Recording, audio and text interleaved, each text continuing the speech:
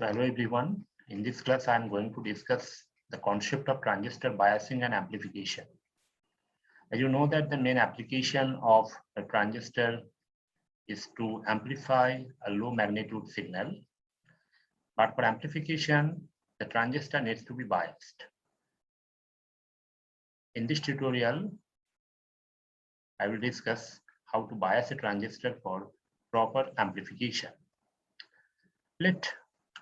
This is a simple transistor amplifier circuit, isn't it? Where the transistor is in common emitter mode. As you know that the common emitter mode is widely used among all three configurations because the common emitter mode provides the voltage amplification as well as current amplification. So there is overall power gain exists for common emitter configuration compared to the common base or common collector configuration.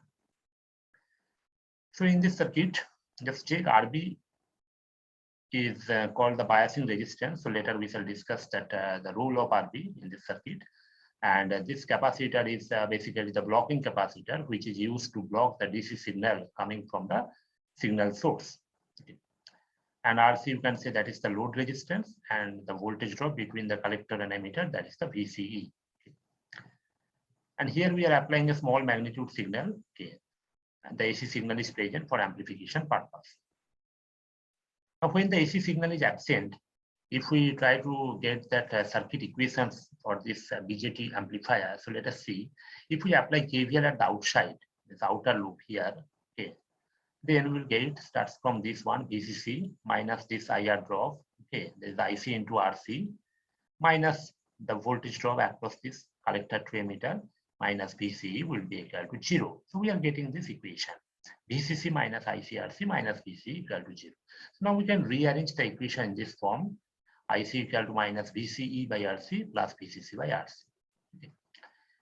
So here we can say IC that is equal to Y and VCE that is equal to X.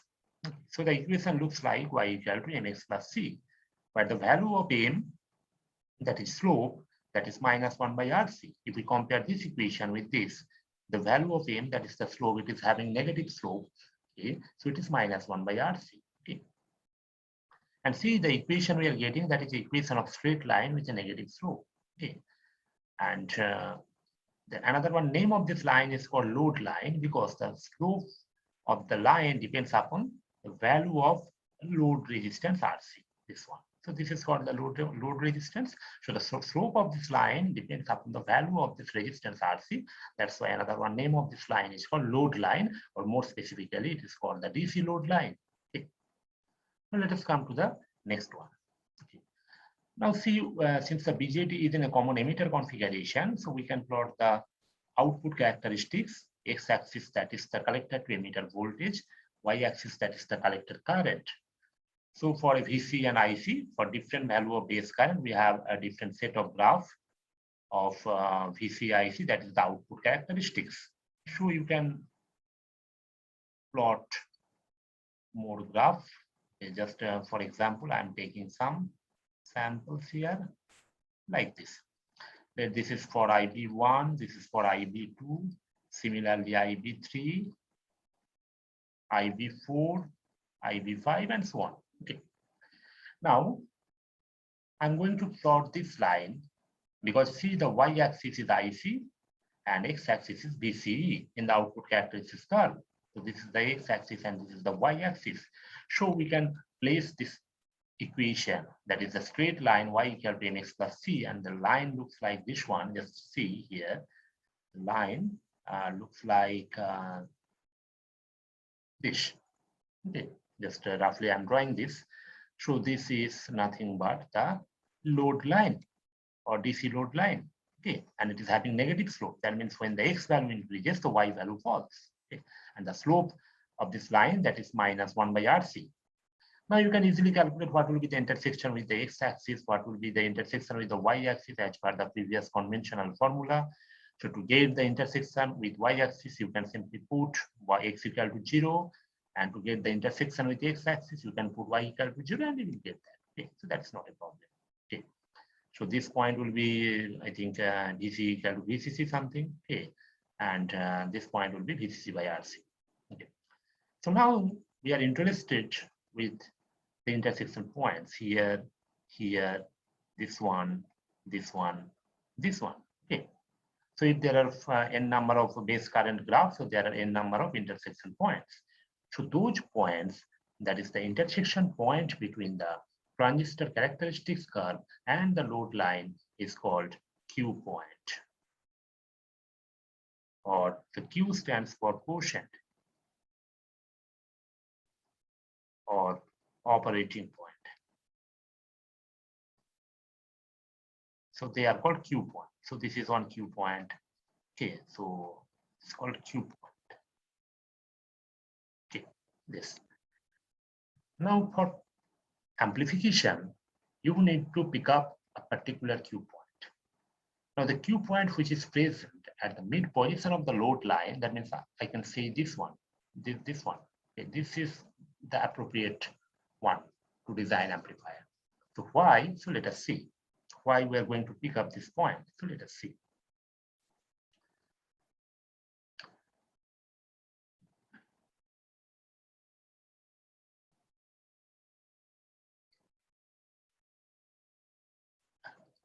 Now see one thing, when the AC signal is absent, the value of base current here is the IB value. Base current is nothing but, you can easily calculate by applying KVL at the input side, that is VCC minus VBE by RB.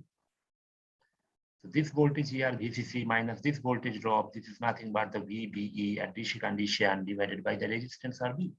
Okay.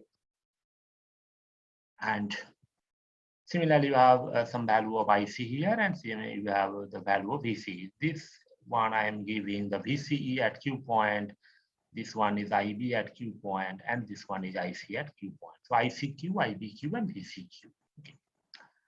Now see, when you are applying the AC signal, then what will happen? The base current, okay, at this position and the input, that is the input to the base, that is basically the AC signal will be superimposed over the DC signal. That means the AC signal will vary by taking the DC signal as a reference axis. Okay, so it will be superimposed over the DC one. Okay, since the DC one is this one IBQ, and when you are going to apply some time varying signal, so of course your the AC signal will vary. That means now your AC signal will vary if you are applying a sinusoidal signal, assuming. So the base current will vary like this, okay, from maximum to minimum like this. So when the base current varies, of course, there will be a variation in the collector current and collector to emitter voltage. So there will be some variation in the collector current. Following this. So there will be some variation in the collector current, and of course, there will be some variation in the collector to emitter voltage, like this. Oh, sorry.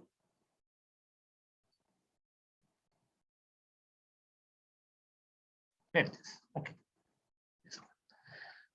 So now check if you shift the Q point, and I'm saying that I will not pick up this point, I will prefer this point. The problem you will get, see here, since your maximum transistor characteristics curve is up to this, up to IV5. Okay, so here you will get the point, that means the maximum upper swing is limited to this one, very small. Okay, this one.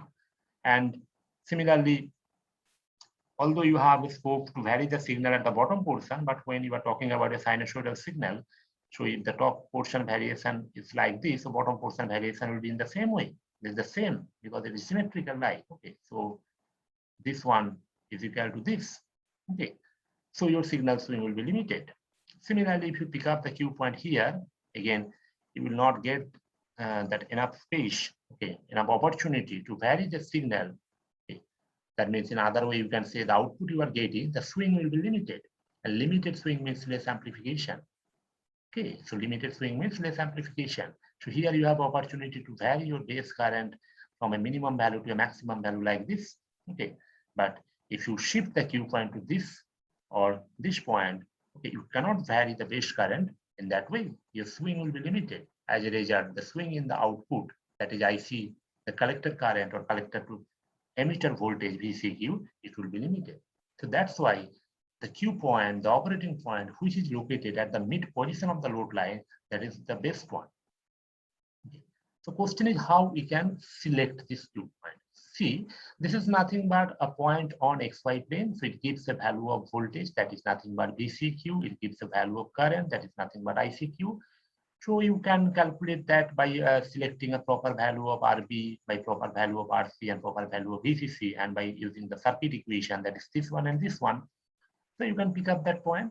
Suppose for amplification from graph, I can decide that this value is related to the 5.1 volt I want, and this value is a 2 milliampere current I want. Okay, so you can get there by selecting a proper value of RB, RC, and VCC in the circuit. Okay, that's all. So this is the first thing.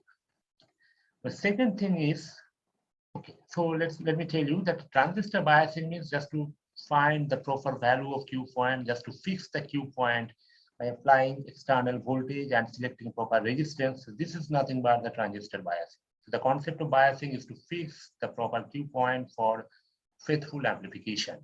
Okay. And the second point is, okay, you bias the transistor. That means you set the fixed Q point at the mid position of the load line. But now the semiconductor devices are temperature sensitive. That means when the temperature varies, the semiconductor device parameters will vary, its characteristics will vary. Now in case of BJT, that is transistor, okay, there are three temperature sensitive parameters. One is the reverse saturation current, or we can say that is the leakage current. That is a strong function of temperature. It is denoted by ICO. Okay. And ICO increases 2 times per 10 degrees centigrade increase in temperature. That means if the temperature changes by 10 degrees, the value of ICO will increase how much times? 2 times. Second parameter is the VBE, the base emitter voltage. This voltage we are talking about. This voltage, the base emitter voltage. Okay. The value of VBE reduces when current increases by 1 degree. Okay. The value of VB reduces when temperature increases by 1 degree. It's a 2 millivolt per degree centigrade. It's rate of change. Third one is the current gain, denoted by beta. So beta value increases, but there is no such specific rate of change. It varies. It depends upon the transistors. Okay, it varies from transistor to transistor. So when all the 3 parameters are changes, or at least any one of those parameters changes due to the change in the temperature, then what will happen? Then see, you are familiar with the current expression, IC equal to beta IB plus beta plus 1 ICO. So when ICO changes, the value of IC will change. When the value of IC changes, you just see the equation. When the value of IC changes, the value of EC will also change. Okay. Second one is a VBE. When VBE changes, just check it. When VBE changes, the value of IB will change. When the value of IB changes, the value of IC will change. Third one, when the current gain beta value changes, okay, so of course there is a variation in collector current. So there are 3 temperature dependent parameters which is responsible for the instability of the Q point. That means the Q, when the IC value changes or VC value changes, the Q point may shift to upward direction or downward direction. It may change its position. And again, you will face the same problem. You might not get the proper amplification, which previously you were getting when the Q point was in the mid position. So you fix the Q point at a particular temperature, but when the temperature changes, the Q point may shift due to those, okay, due to those parameters.